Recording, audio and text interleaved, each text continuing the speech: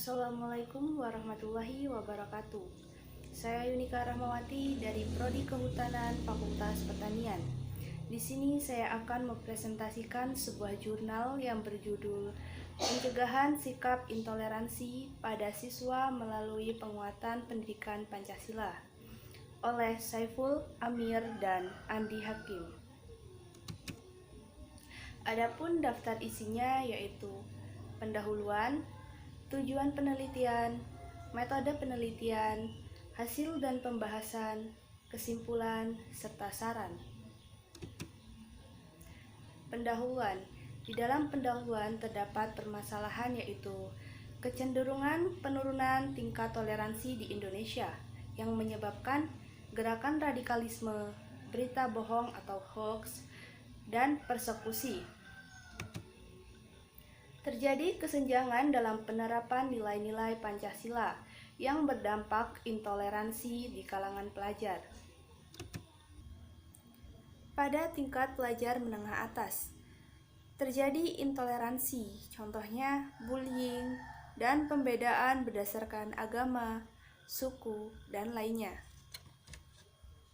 Tujuan penelitian ini yaitu mendeskripsikan bagaimana proses pencegahan sikap intoleransi melalui penguatan pendidikan Pancasila. Metode penelitian. Penelitian ini menggunakan metode pendekatan kualitatif, yaitu wawancara, observasi, dan dokumentasi. Pada wawancara digunakan untuk menjaring data atau informasi yang berkaitan dengan proses pencegahan sikap intoleransi. Dilakukan oleh dua orang pihak, yaitu pewawancara dan narasumber. Yang kedua ada observasi. Digunakan untuk menggali data dari sumber data yang berupa peristiwa, tempat, dan benda serta rekaman gambar. Selanjutnya dokumentasi. Digunakan untuk memperoleh data tentang proses pencegahan sikap intoleransi.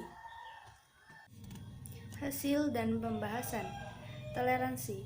Toleransi berasal dari kata Latin tolerantia yang berarti kelonggaran, kelembutan hati, keringanan, dan kesabaran. Dan dalam artian umum, toleransi yaitu sikap terbuka, lapang dada, sukarela, dan kelembutan. Dalam toleransi terdapat beberapa butir refleksi, yaitu kedamaian. Kedamaian adalah tujuan, toleransi adalah metodenya. Selanjutnya, terbuka dan reseptif. Toleransi adalah terbuka dan reseptif pada indahnya keberagaman. Kemudian, menghargai perbedaan. Toleransi menghargai individu dan perbedaan, menghapus keegoan dan ketegangan yang disebabkan ketidakpedulian, menyediakan kesempatan untuk menemukan dan menghapus stigma yang disebabkan kebangsaan, agama, dan apa yang diwariskan. Selanjutnya ada perlakuan toleransi. Melalui pengertian dan keterbukaan, orang yang toleran memperlakukan orang lain secara berbeda dan menunjukkan toleransi. Dalam toleransi terdapat unsur dalam mengekspresikan terhadap orang lain, yaitu yang pertama memberi kebebasan dan kemerdekaan terhadap orang lain. Yang kedua, mengakui hak setiap orang, bahwasanya setiap orang memiliki hak yang sama. Yang ketiga, menghormati keyakinan orang lain. Yang keempat, saling mengerti sesama manusia. Intoleransi. Intoleransi adalah sikap tidak menghargai perbedaan antara sesama, baik dari sisi agama, etnis, maupun yang lainnya, sehingga dapat menyebabkan kebencian atau kekacauan. Faktor penyebab intoleransi yaitu sikap eksklusivisme yang berlebihan, menimbulkan gerakan-gerakan yang mengarah pada perbuatan intoleran. Yang kedua, lingkungan pendidikan yang tidak memadai, contohnya sikap bullying, tidak adanya penghormatan terhadap sesama, melakukan tindakan yang tidak adil. Penerapan kurikulum 2013 dan budaya literasi. Dalam kurikulum 2013, hard skill dan soft skill lebih ditingkatkan. Pendalaman pendidikan Pancasila dilakukan secara continuous action reflection, meningkatkan dan menyeimbangkan kompetensi sikap, keterampilan, dan pengetahuan. Poin penting dalam penguatan pendidikan Pancasila yaitu 4 pilar dalam pembentukan karakter bangsa, berdasarkan kebutuhan untuk menjadi warga negara yang bertanggung jawab, kompetensi nyata sebagai warga negara yang baik, dan Pancasila ditunjukkan melalui tindakan nyata. 4 pilar dalam pembentukan karakter bangsa.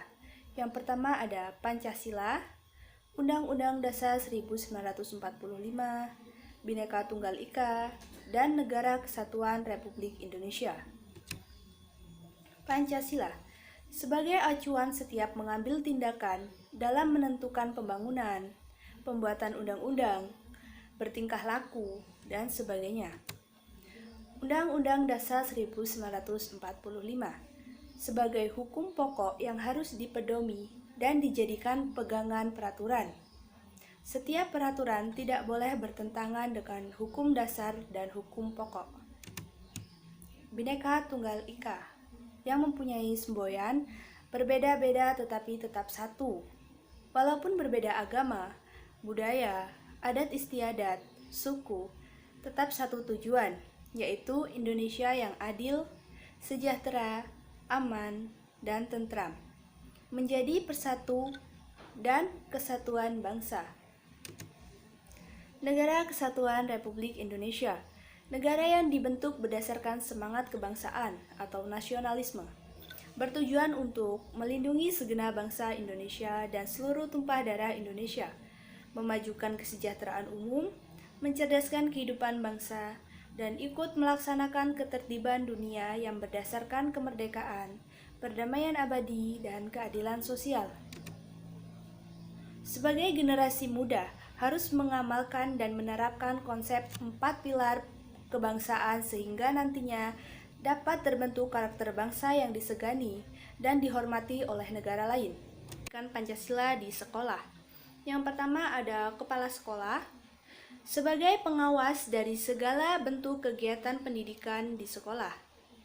Yang kedua ada guru sebagai pelaksana pendidikan, menanamkan nilai-nilai Pancasila dalam diri siswa. Yang ketiga ada lingkungan sekolah, menjadi komponen penting dalam pelaksanaan penguatan pendidikan Pancasila. Faktor penghambat pelaksanaan penguatan pendidikan Pancasila. Yang pertama ada lingkungan keluarga atau masyarakat. Jika lingkungan masyarakat di mana siswa tersebut tinggal kurang mendukung atau memadai, maka akan sulit untuk menanamkan nilai-nilai Pancasila pada masing-masing siswa. Yang kedua ada kemampuan dan kematangan emosional yang berbeda. Meskipun berdampak kecil, akan tetapi terdapat kolerasi antara pemahaman nilai-nilai Pancasila terhadap usia siswa. Yang ketiga ada karakter siswa yang berbeda. Berdasarkan observasi di lapangan, ada beberapa anak yang sulit untuk dinasehati. Yang keempat ada pengaruh sosial media. Upaya untuk mengatasi hambatan, yaitu memberikan peringatan atau himbauan, memberikan teguran, dan mengamalkan nilai-nilai Pancasila dengan berbagai kegiatan. Kesimpulan. Yang pertama, penguatan pendidikan Pancasila sebagai upaya pencegahan nilai intoleransi. Yang kedua, dilakukan upaya untuk mengantisipasi sikap intoleransi. Dilakukan pendalaman kurikulum 2013 yang menitik beratkan pada upaya pengembangan siswa dan budaya literasi. Saran untuk guru yaitu meningkatkan pengembangan nilai-nilai Pancasila dalam pembelajaran. Untuk lingkungan sosial, yaitu mendukung penerapan nilai-nilai Pancasila dan mencegah sikap atau perilaku intoleransi. Dan untuk keluarga, yaitu mengawasi anak dalam menggunakan sosial media. Sekian dari saya akhiri. Wassalamualaikum warahmatullahi wabarakatuh.